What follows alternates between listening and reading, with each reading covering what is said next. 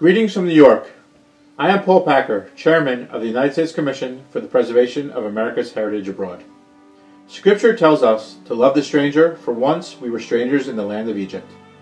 St. Grigo Baratze not only loved the stranger, he gave his life for one. Grigo spent his early years defending his country against Bolshevik hostility. Like many others who resisted the Soviets, Grigo was exiled from his homeland in the 1920s. While suffering from a serious illness in 1930, Grigo vowed to devote himself to God. He made good on his promise and soon became the priest of St. Nino Orthodox Church in Paris, a congregation serving Georgians in exile. A decade later, Grigo was living in Warsaw as the Nazis invaded. Despite the threat to his own safety, Grigo continued his religious and scholarly work, providing aid to Jews and other persecuted Poles whenever possible. His work soon attracted Nazi scorn, leading to his arrest and internment at the Auschwitz-Birkenau concentration camp.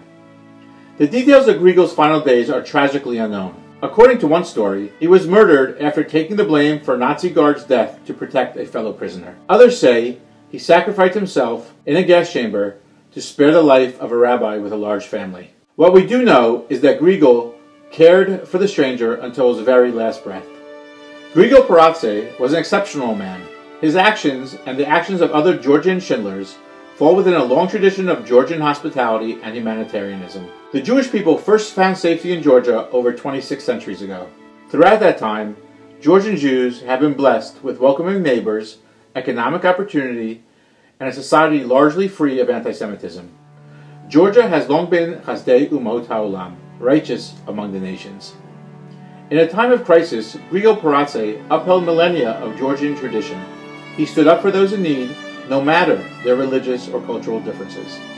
As we celebrate Georgian Independence Day, I am proud to honor Grigo's mitzvot and to celebrate all of our friends in Georgia who embody Grigo's legacy of loving the stranger.